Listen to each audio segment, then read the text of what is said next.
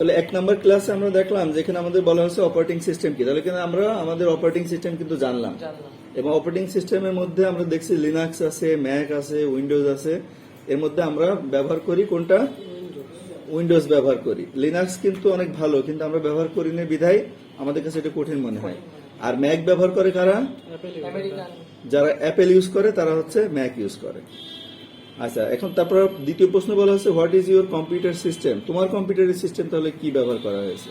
তো আমরা দেখলাম যে আমাদের কম্পিউটারে উইন্ডোজ কারো 7 আছে, কারো 7 প্রো আছে, কারো প্রফেশনাল আছে। আমারটা দেখলাম যে উইন্ডোজ 10 প্রো ব্যবহার করেছি আমি। তো এরকম এক একজনের এক এক ভার্সন ব্যবহার করা হয়েছে। সেক্ষেত্রে আমরা কোনো কোনো কম্পিউটারে 4 জিবি র্যাম আছে, কোনো কোনো কম্পিউটার 2 জিবি র্যাম আছে, এবং কোনো কোনো কম্পিউটারের প্রসেসর বেশি আছে, কোনো কোনো কম্পিউটারের প্রসেসর কম আছে। তো এই জিনিসগুলো আমাদের পূর্ণাঙ্গ ধারণা থাকতে হবে যে আমি যে কম্পিউটার ইউজ করি সেই কম্পিউটারে আমরা কোনটা ব্যবহার করি। এরপর 3 নম্বর প্রশ্নে বলা হচ্ছে what is the best graphics design software? Graphics ডিজাইনের যে অনেক সফটওয়্যার আছে তার মধ্যে সব থেকে বেস্ট কোনটি? Is the best graphics software আমরা কোনটা বলবো? বেস্ট সফটওয়্যার কোনটি? ইলাস্ট্রেটর এবং ফটোশপ। এছাড়াও কিন্তু এ লট অফ সফটওয়্যার কিন্তু বাজারে আছে, আমরা জানি সেগুলো ভালো, বাট আমরা এইটাই আমরা বেশি ব্যবহার করব। আর how can we manage the software? আমরা একটা সফটওয়্যার আমরা কিভাবে ম্যানেজ করতে পারি, অর্থাৎ কিভাবে আমাদের একটা সফটওয়্যার আমরা নিয়ে আসতে পারি। তো অনেক সময় এই যে আমরা দেখছি যে আমাদের কাছে হয়তো বা নতুন কম্পিউটার কিনলাম, সেখানে ফটোশপ দিয়ে আনি। আসলে দোকানদাররা কখনো ফটোশপ কিন্তু দিয়ে দেয় না। দোকানদাররা আপনাকে কম্পিউটার দিয়ে দেবে, আপনি বাসায় যে এবার একটা একটা করে সফটওয়্যার ইনস্টল করবেন। তো সেই ক্ষেত্রে আমরা দোকান থেকে কিনতে পারি, পেন ড্রাইভে নিয়ে আসতে পারি, গুগল থেকে ডাউনলোড করে নিতে পারি, কোনো বন্ধুর কাছ থাকলে তার কাছ থেকে নিতে পারি, তাই না? এইভাবে কিন্তু আমরা এই সফটওয়্যারগুলো ম্যানেজ করতে পারি। আচ্ছা, how can install the software? তারপর আমরা তো ম্যানেজ করে নিয়ে আসলাম, এখন আমরা সফটওয়্যারটা কিভাবে ইনস্টল দেব? পারো কেউ ইনস্টল দিতে? তাহলে এট ফার্স্ট আমরা কি করব? Switch off the internet. যেহেতু আমরা একটা সফটওয়্যার নিয়ে আসি, এই সফটওয়্যারটা কিন্তু কিনে নিয়ে আসিনি, কারণ একটা সফটওয়্যার দাম 50,000, 60,000, 1 লাখ টাকা দাম। তো আমাদের মতো গরিব মিসকিন দেশের মানুষের এটা কিনা সম্ভব না। তাহলে আমরা কি করব? ক্র্যাকিং সফটওয়্যার আছে যেগুলো অনেক সহৃদয়বান ব্যক্তি এগুলো ক্র্যাক করে দিয়েছে। এগুলো সাধারণত চায়না বা কোরিয়া এরা সাধারণত করে থাকে, করে ওরা একটা নতুন সফটওয়্যার আসলে ওটা ক্র্যাক ভার্সন করে দেয়। করে দিলে তখন আমরা ওই ক্র্যাক নাম্বার দিয়ে আমরা এই সফটওয়্যারটা চালাতে পারি। আচ্ছা, এরপরে 7 নম্বর প্রশ্ন বলছে মেনু বার কাকে বলে এবং সাব মেনু কাকে বলে? এটা সম্পর্কে কার ধারণা আছে যে মেনু বার জিনিসটা আসলে কি কম্পিউটারের? আচ্ছা, বলো তো যে মেনু বার জিনিসটা কি?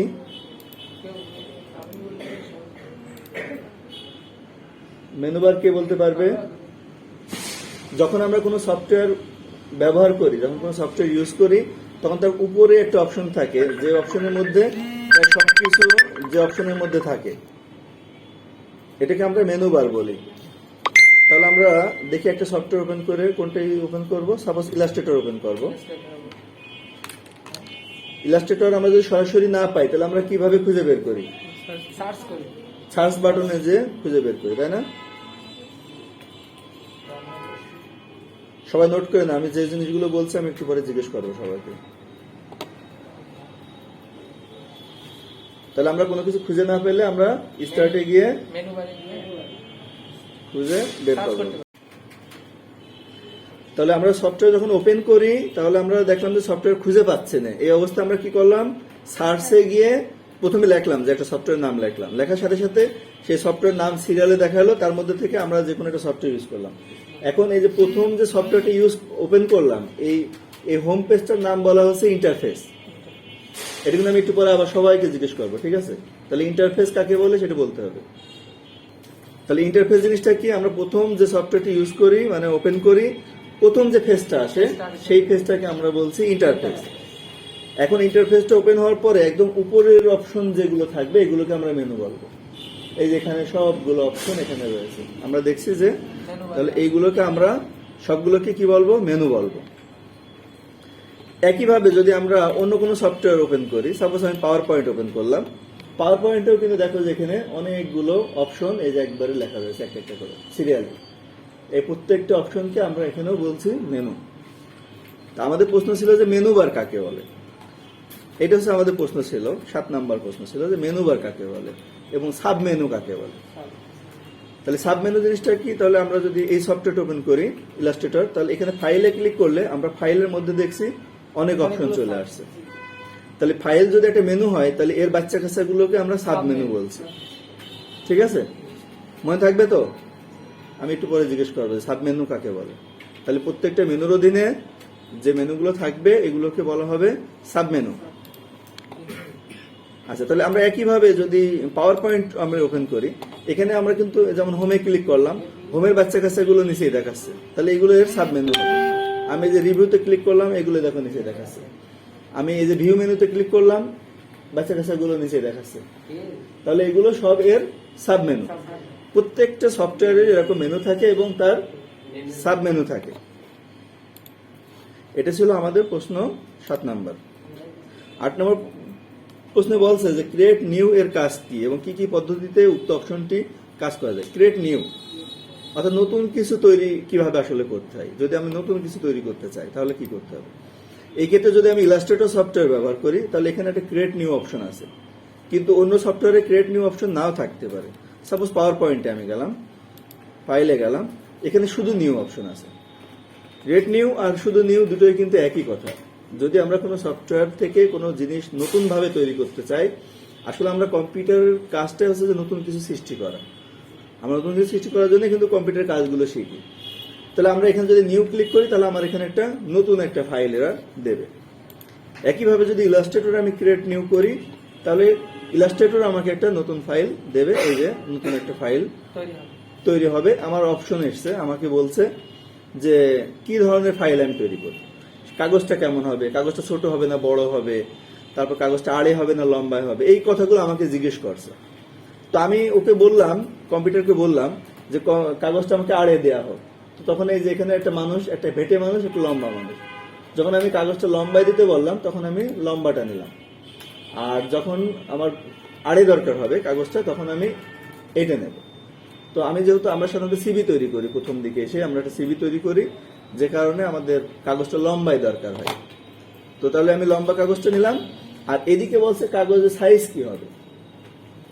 তো কাগজের বিভিন্ন ধরনের সাইজ আছে। আমরা দোকানে যে কাগজগুলো থাকে এগুলো সাধারণত A4 সাইজের হয়, যেমন এই যে A4 সাইজের হয়। আর ইউএসএ তে যারা থাকে তারা একটা কাগজ ব্যবহার করে, সেটা এখানে দেখছি না। আর একটা কাগজ আছে ওয়েব লার্জ, যেটা হচ্ছে যে মানে ইন্টারনেটে ব্যবহারের জন্য সব থেকে সুন্দর সাইজ যেটা, সেটা হচ্ছে ওয়েব লার্জ সাইজ। এটা বলা আছে পিক্সেল কত হবে, 1920x1080 পিক্সেলের হবে যদি আমি ওয়েবসাইটে ব্যবহার করতে চাই। ওয়েব লার্জ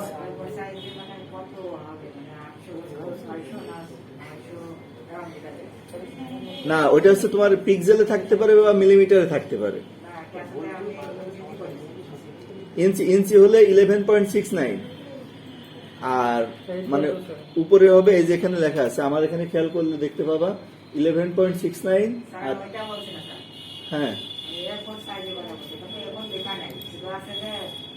আচ্ছা তাহলে কাস্টমে আসো।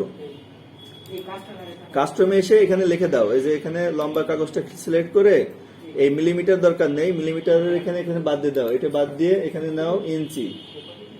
এই যে ইঞ্চি দেখো, পাইছো? পাশে এই যে ওয়াইডের পাশেই দেখো লেখা আছে ইঞ্চি, এই যে মিলিমিটার। আচ্ছা এখানে ইঞ্চি দাও আর এখানে লিখে দাও যে কত ইঞ্চি হবে। 8.27। আচ্ছা এখানে আমরা এটা হাইট আছে 11.69, 11.69 এটা দিলাম হচ্ছে আমরা হাইট। আর একটা দেবো কি ওয়াইড কোন পাশে আছে, হাইট এই যে ওয়াইড আছে এখানে, ওয়াইডটা দেবো হচ্ছে কয় ইঞ্চি, 8.27 মানে আমি ফটোকপির দোকানে যদি যাই তাহলে আমাদের এই কাগজটা ওরা দেবে। এটা দিয়ে আমি এখানে ইঞ্চি সিলেক্ট করলাম আর কাগজটা দিলাম লম্বাই দিয়ে, এখন আমরা ক্রিয়েট অপশনে আসলাম। তাহলে কিন্তু আমাকে ওরা একটা কাজ করার জন্য আমাকে একটা সাদা ফ্রেশ একটা ডকুমেন্ট আমাকে দিবে। এই যে একটা ফ্রেশ ডকুমেন্ট কিন্তু দিয়ে দিবে। একইভাবে আমরা অন্য যে কোনো সফটওয়্যারে তাই আমরা করি। যদি সাপোজ ওয়ার্ড ওপেন করতে চাই তাহলে আমি সার্চে গেলাম, ওয়ার্ড লিখলাম, ওয়ার্ড লিখে ওয়ার্ডে আসলাম। ওয়ার্ডে আসার পরে ওই যে নতুন যদি ফাইল চাই তাহলে ফাইল এই যে নিউতে আসলে ব্ল্যাঙ্ক ডকুমেন্ট, মানে একটা নতুন আমি একটা ডকুমেন্ট নিলাম। এই যে একইভাবে এরাও কিন্তু একটা A4 সাইজের আমার একটা কাগজ দিল। এখন আমি তো মূলত সিভি তৈরি করবো, সিটিজেন ভিটা, অর্থাৎ সিভি। তো এই সিভিটা আমরা যদি তৈরি করতে চাই, প্রত্যেকেরই তো আমাদের সিভিটা অবশ্যই তৈরি করতে হবে। তো তাহলে কাগজের মাপ ঠিক হয়ে গেল, এখন সিভি তৈরি করা আমাদের জন্য খুবই সহজ একটা কাজ আমরা মনে করছি। তো আমরা মূলত ইলাস্ট্রেটর শিখছি বিধায় আমাদের সিভিটা তৈরি করার সময় আমাদের কিছু ফরম্যাট আছে, যে ফরম্যাটগুলো ব্যবহার করে আমাদের শিখতে হবে। তো এই ক্ষেত্রে আমরা কি করব, প্রথমে আমরা টেক্সট বাটন নেব, নিয়ে এখানে আমরা সিটিজেন এটা, এই যে আমরা এখানে লিখে খুব সহজে এটা আমরা সিলেকশনের মাধ্যমে এটা কিন্তু বড় করতে পারছি, করে আমরা এটা লিখতে পারছি। তাহলে আমরা দেখলাম যে মেনু বারের ফাইল মেনু খুবই গুরুত্বপূর্ণ একটা অপশন। তাহলে ক্রিয়েট আমরা তৈরি করতে পারবো। তারপর কাগজের সাইজ বা প্রিন্টের সাইজ কিভাবে ঠিক করতে হয়, তাহলে আমি তো যেহেতু আমরা তো কাগজেই লিখছি, কিন্তু অবশ্যই তার সাইজটা তো ঠিক রাখতে হবে। সাইজ ঠিক না রাখলে তো আমি প্রিন্ট করতে পারবো না। তাহলে কাগজের সাইজটা আমরা জানলাম যে বাংলাদেশের ক্ষেত্রে আমরা A4 সাইজের কাগজ ব্যবহার করব, যার উচ্চতা হবে 11.69 এবং যার আড়ে অর্থাৎ ওয়াইড হবে 8.27। এটা আমরা নোট করে রাখবো, একটু পরে যেহেতু ধরাধরি শুরু হয়ে গেল। 11.69 হচ্ছে হাইট, আর ওয়াইড হচ্ছে 8.27। তাহলে কাগজের সাইজ আমরা এটা বুঝে গেলাম কিভাবে ঠিক করতে হয়, কাগজের সাইজ সেটাও শিখে গেলাম। আর 10 নম্বর প্রশ্ন আছে যে কালার মোড কাকে বলে এবং কত প্রকার ও কি কি কালার মোড। তো আমরা দেখছি যে কালার মোড আসলে দুই ধরনের হয়। একটা যদি আমি কাগজে প্রিন্ট করি তাহলে এক ধরনের কালার হয়, আর আমি যদি মোবাইল বা কম্পিউটারে দেখি তাহলে আরেক ধরনের কালার হয়। দুই ধরনের কালার আমরা হয়। পৃথিবীতে মোট রঙের সংখ্যা কয়টা? মৌলিক কয়টা? আর টোটাল কালার কয়টা? 7টা। তাহলে মৌলিক যে কালার গুলো আছে সেটা কোনটা কোনটা? রেড, গ্রিন আর ব্লু। ব্লু। সেটা হচ্ছে RGB, যেটাকে আমরা বলছি RGB। এই RGB কালারটা যখন আমরা কম্পিউটার, মোবাইল, ইন্টারনেটে ব্যবহার করব তখন আমরা RGB ব্যবহার করব।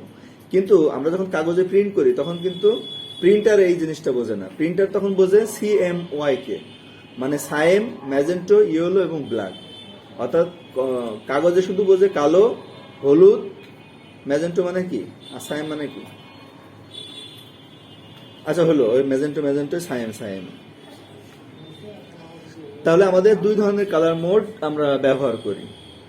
এই বিষয়টা আমাদের খেয়াল রাখতে হবে যেন আমাদের কালার মোডটা আমরা যখন প্রিন্ট করব তখন যেন আমরা অবশ্যই CMYK ব্যবহার করি, তাহলে কিন্তু প্রিন্ট একেবারে লেফটায় যাবে, তখন কিন্তু আর ঠিক করতে পারবো না। ঠিক আছে?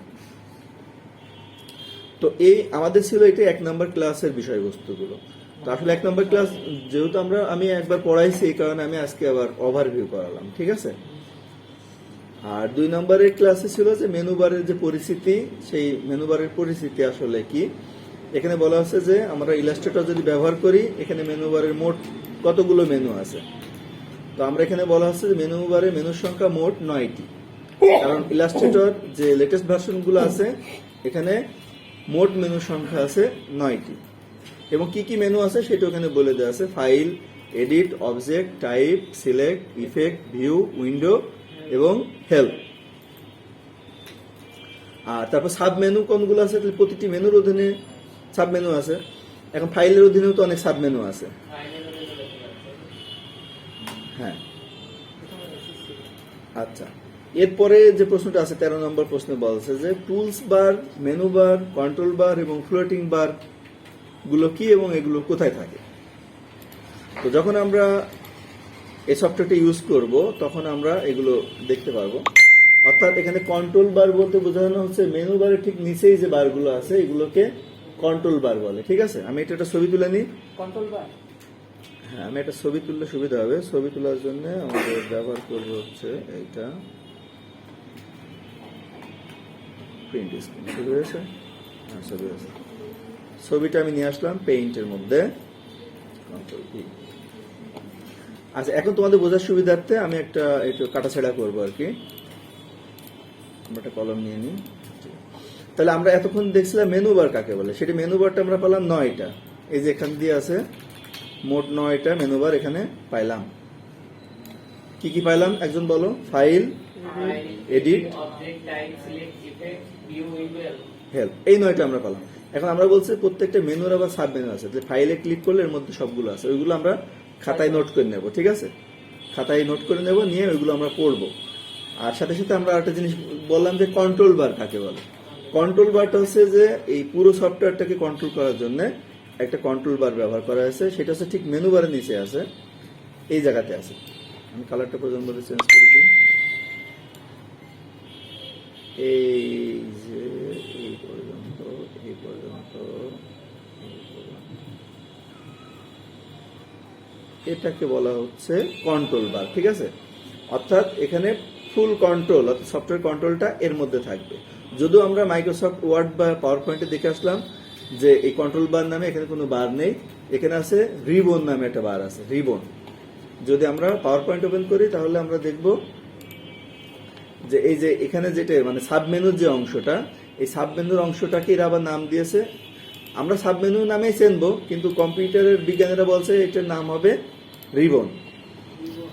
হ্যাঁ, আসলে কিন্তু এটা সাবমেনুই, কারণ মেনুর অধীনে এরা আছে, কিন্তু আমরা মনে রাখার সুবিধার্থে আমরা সাবমেনু বলবো। আর কম্পিউটারের যারা বিজ্ঞানী তারা বলছে যে এটাকে রিবন বলতে হবে। আচ্ছা, যাক, ওটার নাম রিবনই হলো, কিন্তু এখানে কিন্তু রিবন নেই, এখানে আস্তে আস্তে কন্ট্রোল বার। আমরা প্রয়োজন বোধ এখানে লিখেও দিতে পারি, এটাকে নাম হবে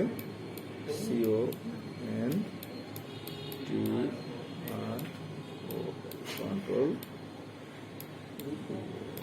কন্ট্রোল বার। তাহলে আমরা কন্ট্রোল বার পেয়ে গেলাম। আরেকটা আমাদের লাগবে, সেটা হচ্ছে টুল বার্স। এই যে এইটা হচ্ছে টুল বার্স, এর মধ্যে অনেক টুল থাকবে, যে টুলগুলো নিয়ে আমরা কাজগুলো করব, এটার নাম হবে টুলস বার। টুলস বার। আমরা এগুলো সব নোট করে নিই, তাহলে আমাদের মনে রাখা সহজ হবে। টুলস বার, টুলস বারের ভিতর দেখো অনেক টুল আছে, মানে কাইসি, ছুরি, চাকু, তারপরে কলম, কলমের মাথা, পেন্সিল ইত্যাদি ইত্যাদি অনেক কিছুই কিন্তু টুলস বারের মধ্যে রয়েছে। এখান থেকে আমরা টুলগুলো নিয়ে নিয়ে কাজ করি। আমরা যে লেখালেখি করি টি টুল দিয়ে, টি টুল মানে টেক্সট, ঠিক আছে। আবার সিলেকশন করি, এই যে এটা দিয়ে সিলেকশন করি। আবার এই যে হ্যান্ড টুল আছে, হাত দিয়ে ধরে এই পাশে পাশে সরানো যায়, তাই না? হাত দিয়ে ধরে আমরা পুরো সিস্টেমটাকে সরাতে পারি, এটাকে বলা হয় হ্যান্ড টুল। তাহলে টুলস বার আমাদের খুব কাজে লাগবে, এটা আমাদের মনে রাখতে হবে। এর পরের প্রশ্ন আমাদের কি বলছে, আর এটা আছে ফ্লোটিং বার। এই ফ্লোটিং বারটা মানে ফ্লোটিং মানে যেটা ভেসে থাকে আর কি, যখন দরকার হয় তখন আসে, আবার যখন দরকার নেই তখন আবার আউট করে দেওয়া যায়, আবার নিয়ে আসা যায়। এটা হচ্ছে আমাদের এই ফ্লোটিং টুলবার। এই যে ডান পাশে যেটা রয়েছে এই অংশটাকে আমরা ফ্লোটিং টুলবার বলবো, ফ্লোটিং টুলবার।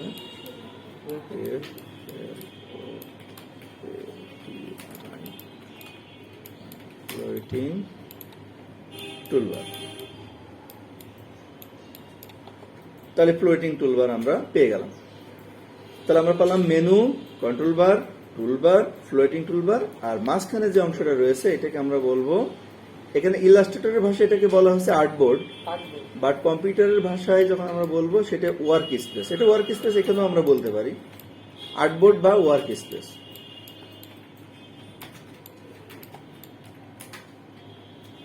আর্টবোর্ড বা ওয়ার্ক স্পেস,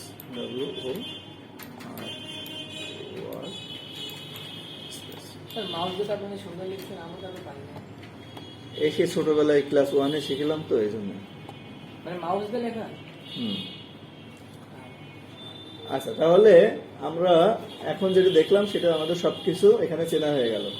আর বাদ থাকলো নিচে একটা অংশ, এই যে এই অংশটা, এই অংশটার আবার একটা নাম আছে, এই অংশটার নাম বলা হচ্ছে স্ট্যাটাস বার। হ্যাঁ, এই অংশটার নাম হচ্ছে স্ট্যাটাস বার।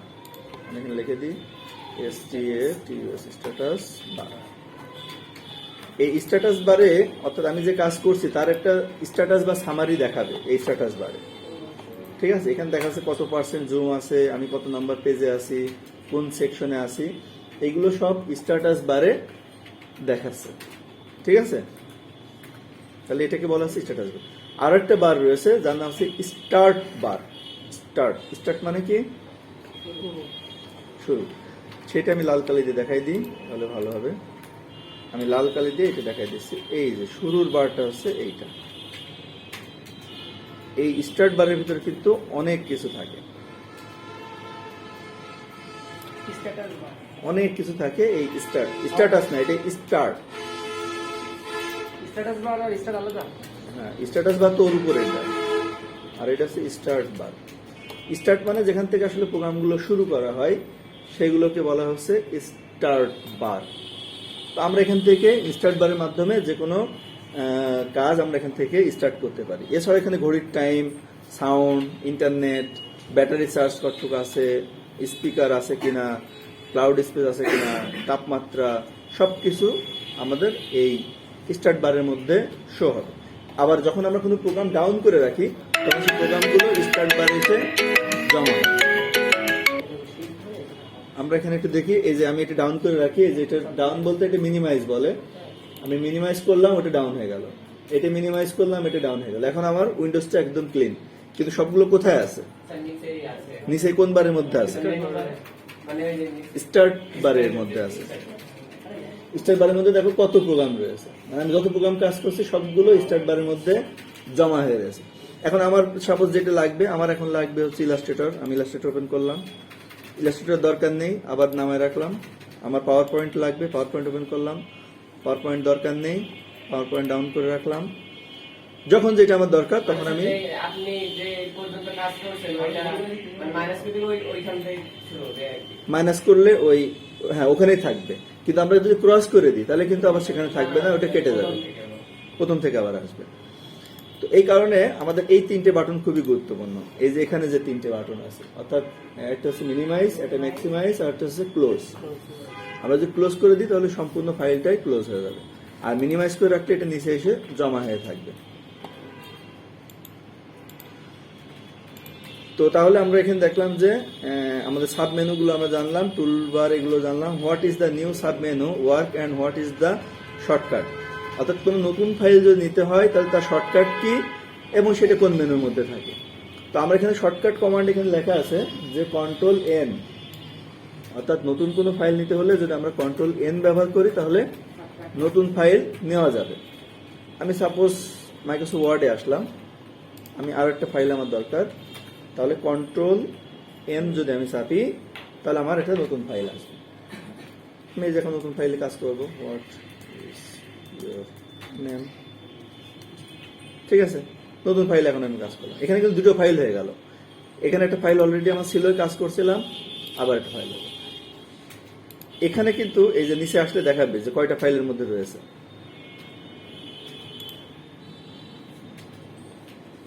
ক্লিক করি, এই যে দুটো ফাইল রয়েছে, এর মধ্যে দুটো ফাইল রয়েছে। ইলাস্ট্রেটরে একটা ফাইল আছে, পাওয়ার পয়েন্টে একটা ফাইল।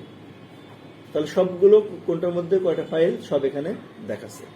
এখানে কিন্তু ওয়ার্ডে আমি দুটো ফাইল ওপেন করে রাখছি। আচ্ছা, এটা গেল আমাদের কোথায়, এখানে আসলাম। তাহলে এটা আমরা জানলাম যে কন্ট্রোল এন দিয়ে নতুন কোনো ফাইল ওপেন করতে হয়। আচ্ছা, what is the new from template menu, অর্থাৎ নিউ ফ্রম টেমপ্লেট এইটার কাজ কি, এটা কতদিন বলছিলাম মনে আছে? ইলাস্ট্রেটরে যখন আমরা ফাইল মেনু থেকে ফাইলের ঠিক নিচে একটা মেনু আছে নিউ ফ্রম টেমপ্লেট, এই নিউ ফ্রম টেমপ্লেট মেনুর মাধ্যমে আমরা টেমপ্লেট থেকে কোনো একটা ফাইলকে নিয়ে এসে কাজ করতে পারি। গতদিন আমি টি শার্ট ডিজাইনের একটা অংশ দেখাইছিলাম যে কিভাবে টি শার্ট ডিজাইনটা করা যায়, তার একটা টেমপ্লেট দেওয়া আছে, মানে একটা আমি একটু দেখাই দিই। Template file, new from template, blank template, এর মধ্যে টি শার্ট ডিজাইন। তোমরা জানো যে টি শার্ট ডিজাইন করে এখন ছেলেমেয়েরা হাজার হাজার ডলার ইনকাম করছে, তাই না? কারণ তো গার্মেন্টস বা এগুলো তো ডিজাইন ছাড়া হয় না। আমি হ্যান্ড টুলের সাহায্যে সরাই নিয়ে আসলাম। তাহলে একটা টি শার্টকেও আমরা ডিজাইন করতে পারছি, আর এরা একটা সিম্পল একটা ডিজাইন করে রেখেছে আমাদের সুবিধার জন্য, এইটাও আমরা নিয়ে কাজ করতে পারি। এটা হচ্ছে new from template. What is the new from template, what is the shortcut, shortcut key এবং how can create a template, এবং কিভাবে একটি টেমপ্লেট তৈরি করা যায়। তবে আমরা একটা নতুন টেমপ্লেট আমরাও তৈরি করতে পারি। ওরা যেমন তৈরি করে রেখেছে আমরা ওইভাবে টেমপ্লেট তৈরি করে রাখতে পারি। তারপর বলছে what is dialog box. Dialog box জিনিসটা আসলে কি? যখন আমরা কোনো কমান্ড দিই তখন একটা বক্স আসে, সেটা হচ্ছে ডায়ালগ বক্স। সাপোজ আমি ফাইলে আসলাম, ফাইলে এসে আমি নিউ ফ্রম টেমপ্লেটে ক্লিক করলাম, এই যে একটা বক্স এসলো প্রথমে, এই বক্সটার নাম হচ্ছে নিউ ডায়ালগ বক্স। এই যে এইটা কিন্তু সরানো যায়, এই যে উপরে ক্লিক করে এটাকে আমরা যেমনি ইচ্ছা সেদিকে সরাতে পারি। আর এটা কি করা যায় সেটা হচ্ছে যে যখন আমরা অন্য কোনো ফাইলে থাকি, সাপোজ মাইক্রোসফট ওয়ার্ডে থাকি, মাইক্রোসফট ওয়ার্ডে আমি কন্ট্রোল ডি দিলে ডায়ালগ বক্সটা এখানে চলে আসে, কন্ট্রোল ডি, এই যে একটা ডায়ালগ বক্স চলে আসলো। এই ডায়ালগ বক্স আমি যে সরাতে পারছি উপরে ধরে, এবং এই ডায়ালগ বক্সের মধ্যে অনেক ধরনের কাজ আছে যে কাজগুলো ডায়ালগ বক্স থেকে করা যায়। আর এক একটা ডায়ালগ বক্সে আসলে এক এক ধরনের কাজ থাকে, সব ডায়ালগ বক্স তো একই কাজ হবে না, এইটা একটা বিষয়। তাহলে আমরা ডায়ালগ বক্স চিনলাম, আর কি চিনলাম? What is the Facebook cover photo size. আমরা কিন্তু ফেসবুক কভার ফটোতে যেমন তেমন একটা ছবি দিয়ে রাখি, এটা খুবই খারাপ। আমরা একটা অবশ্যই একটা স্ট্যান্ডার্ড সুন্দর ছবি দেবো, তাই না? কেউ দেখি কুত্তার ছবি দিয়ে রেখেছে, লেজ দেখা যাচ্ছে, মাথা নেই, কোথায়? ওই প্রোফাইল ফটোতে দিয়ে রাখে। হ্যাঁ স্যার, প্রোফাইল ফটোতে এগুলো আমরা এইগুলো পরিহার করব।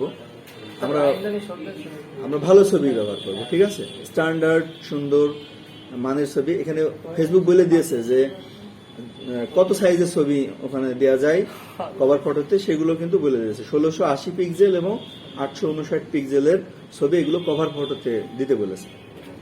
আর প্রোফাইল ফটোতে সাধারণত স্কোয়ার ছবি হয়। আর এক্ষেত্রে আমরা একটা মাল্টিমিডিয়ার একটা ব্যানার তৈরি করব, এটাও আমাদের দ্বিতীয় ক্লাসে আমাদের আছে, যে একটা মাল্টিমিডিয়ার আমরা ব্যানার তৈরি করব। তো এই হচ্ছে 1 ও 2 ক্লাসের মূল বিষয় ছিল, 1 নম্বর এবং 2 নম্বর ক্লাসে। তো আশা করি যে এই জিনিসগুলো তোমাদের সব ক্লিয়ার কনসেপ্ট থাকবে। এখানে মোট 20টা প্রশ্ন আছে এবং এই 20টা প্রশ্ন একদম টানা মুখস্থ থাকবে, মানে বললে দরকার তুতা পাখির মতো মুখস্থ বলতে হবে, ঠিক আছে? স্যার এর জন্য আর একবার দেখতে হবে। এটা রেকর্ড আছে, রেকর্ড আমি একটু পরে ছেড়ে দিচ্ছি, আমাদের টেলিভিশন চ্যানেলে গেলে পেয়ে যাবো। ওকে। তো আমি এখানে আমাদের চ্যানেলে তোমরা গেলে সব ভিডিও তোমরা দেখতে পারো, এটা তোমাদের জন্য সুবিধা। আগের ক্লাসগুলো সবই দেওয়া আছে মাল্টিমিডিয়া টিভি।